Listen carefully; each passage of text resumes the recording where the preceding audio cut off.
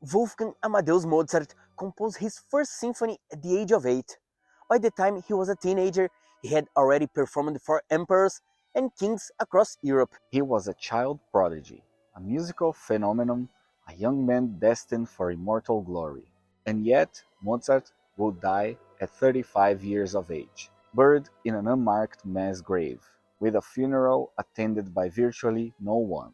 One of history's greatest geniuses would be discarded like garbage by the very city that employed him. But Prague would remember him differently. Prague would mourn him like a saint, and that contrast between Vienna's cruelty and Prague's devotion would define the final chapter of Mozart's tragic life. In the late 18th century, Wolfgang Amadeus Mozart was arguably the greatest musical genius alive, and probably the only one who could walk side by side in the talent department was Joseph Haydn. By his early 30s, he had composed over 600 works, symphonies, concertos, operas, masses, serenades. His operas were performed across Europe. His music was revolutionary, technically flawless, and emotionally profound. He was not just a composer, he was a god among musicians. Yet, in Vienna, the capital of music in Europe, and why not to say the world, Mozart struggled. He lived in relative poverty, despite his genius. The aristocracy who controlled Vienna's musical scene were jealous of his talent and threatened by his fame. His salary was meager, his commissions were sporadic. He was constantly in debt. Mozart was not very good with money and spent the very little he earned in a blink of an eye, usually with silly things. So he was constantly borrowing money and being humiliated by Vienna's musical establishment. But Prague, the city of 100 spires, loved Mozart with a passion that Vienna never could. Prague, the capital of Bohemia, embraced Mozart like a savior. When his opera, The Marriage of Figaro, premiered in Prague in 1786, it was a huge success. The entire city erupted. He literally became the talk of the town. Mozart was celebrated not as a struggling musician fighting for recognition and to make ends meet, but as a genius worthy of the highest honors. The contrast was very stunning. In Vienna, Mozart was tolerated at best, resented at worst. In Prague, he was revered. Mozart was staying at an inn called At the Three Golden Lions, just a short walk away from the State's Theatre, where Don Giovanni was about to make its debut.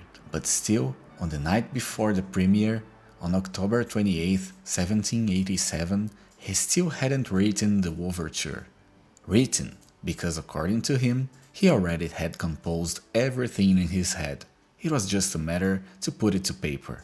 So, after the dress rehearsal that evening, Mozart made his wife Constanza stay up and tell him stories to keep him awake while he wrote.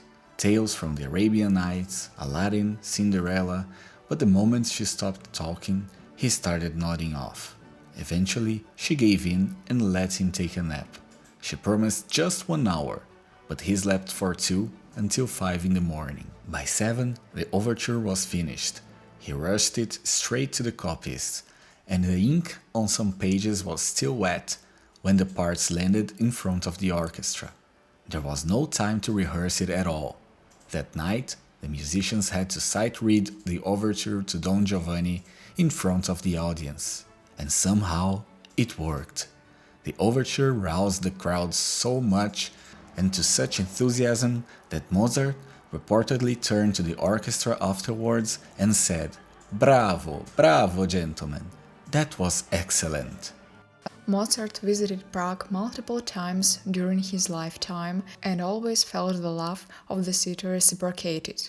If you ever visited Prague, you will notice that this place had something different than most other cities in Europe.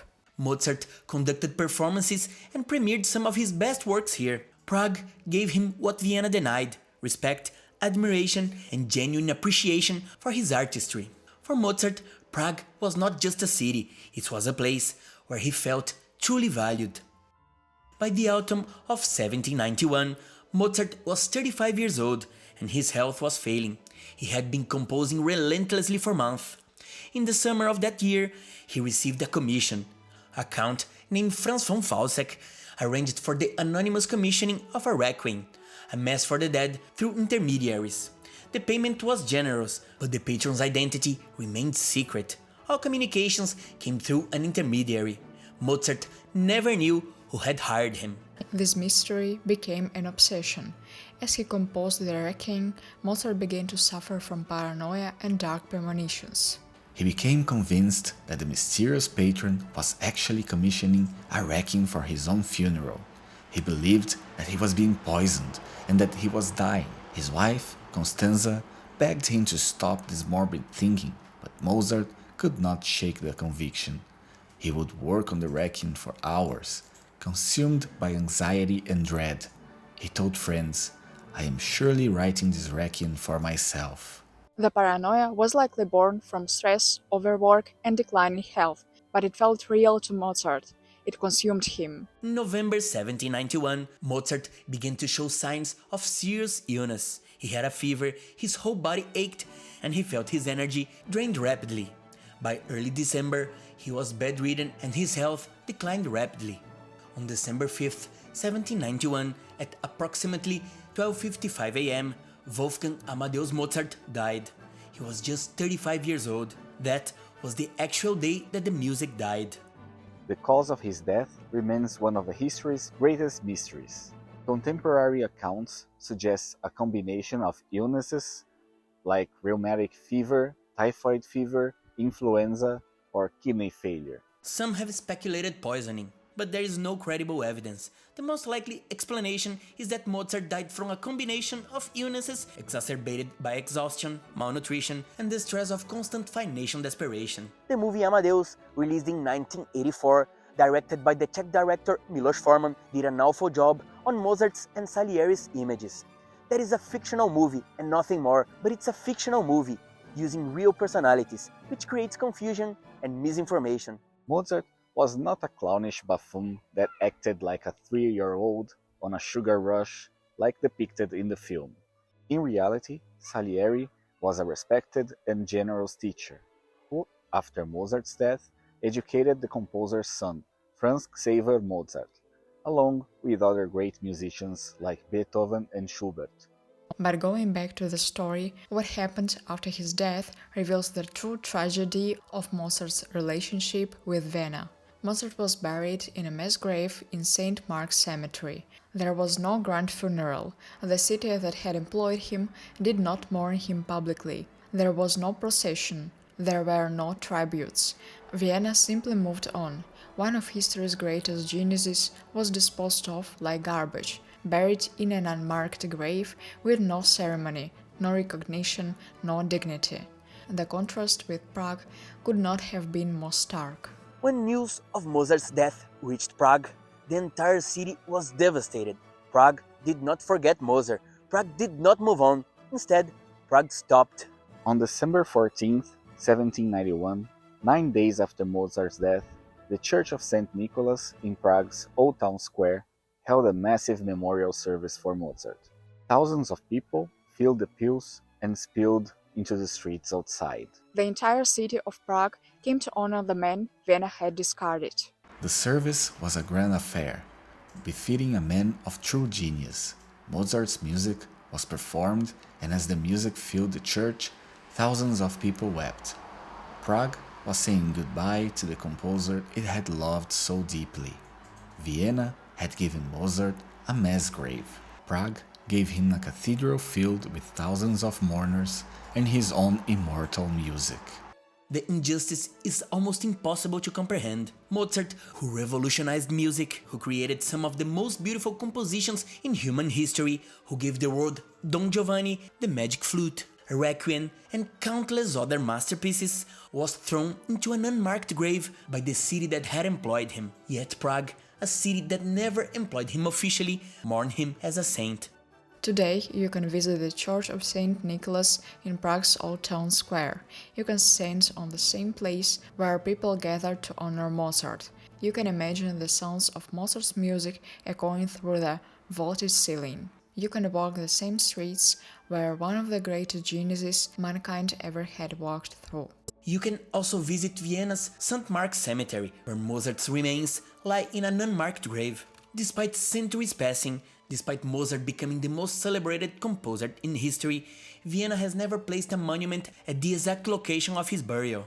The cemetery itself had to reconstruct the probable location based on cemetery records. This is how little Vienna valued the man who rests forever there. But nowadays, Vienna explores his image to profit with tourism. The Theatre of the States in Prague still stands. It is one of the only theaters in the world where Mozart actually conducted his own opera premieres. You can walk through the doors that Mozart walked through. You can stand in the stage where he conducted Don Giovanni. You can sit at the orchestra pit where his music first moved audience to tears. The theater is a living museum to Mozart's genius and Prague's love for him. Vienna's concert halls have been renovated, modernized, and transformed beyond recognition. The theaters where Mozart performed in Vienna no longer exist as they did in his time. Prague's theater remains virtually unchanged, a perfect snapshot of the world Mozart knew. Truth be told, Prague is very similar today to what it was when Mozart and Beethoven walked these streets. Oh yes, Beethoven also stayed in Prague for a while, but this is a subject for another video. The mystery of Mozart's death, the poisoning theories, the paranoia, the men in grey, may never be fully solved. But the true mystery is not how Mozart died. The true mystery is how a city that was the musical capital of the world saw such transcendent beauty and yet treated him with such indifference. Mozart died believing he was being murdered. In a way, he was right. Not by the mysterious patron, not by poison in his food, but by a city's apathy, by poverty, by overwork, by the exhaustion of fighting for recognition in a place that did not value him. But Prague valued and loved Mozart. As you walk through Prague today, past the Theatre of the States, past the Church of St. Nicholas, past the streets where Mozart once walked as a celebrated guest, remember this: a city's greatest glory is not its monuments or its palaces. A city's greatest glory is its ability to recognize genius when it stands before it, and to honor it not in death, but in life. Prague did that. Vienna did not. Had Mozart stayed in Prague, who knows, he might have lived to a ripe old age and produced even more masterpieces for mankind. Well, I guess we'll never know.